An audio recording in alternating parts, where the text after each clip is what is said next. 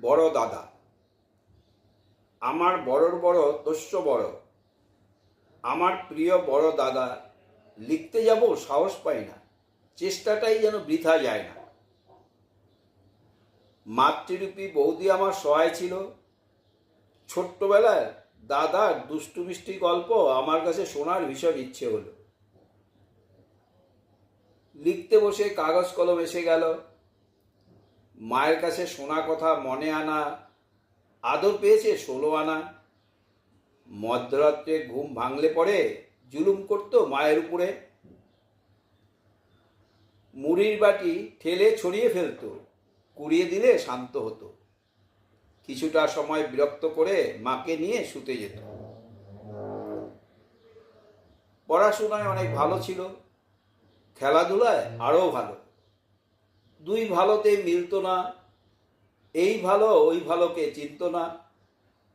পাশ করে পাড়ি দিল রাঁচি শহরে, এজি অফিসে চাকরি পেল।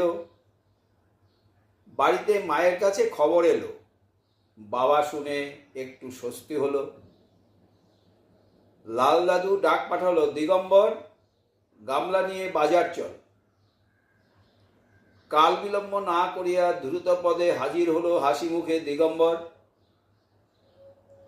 গামলা ভরে বাজার থেকে মিষ্টি এলো, লোকজনের আনাগোনা শুরু হলো। বেশ কিছুক্ষণ আনন্দ ফুর্তি করার পর অতিথিরা যথাযথ বিদায় নিল।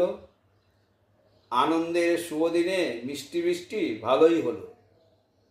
স্বেচ্ছামতো ভোগ করি নিম্নতট পরে, যে যার রওনা দিল নিজ নিজ ঘরে। মান্যগণ্য বরেণ্য বন্যার যেন জল। সময়ের সঙ্গে পাল্লা দিয়ে চলতে হবে ত্রিভুবনের এই ভুবনে।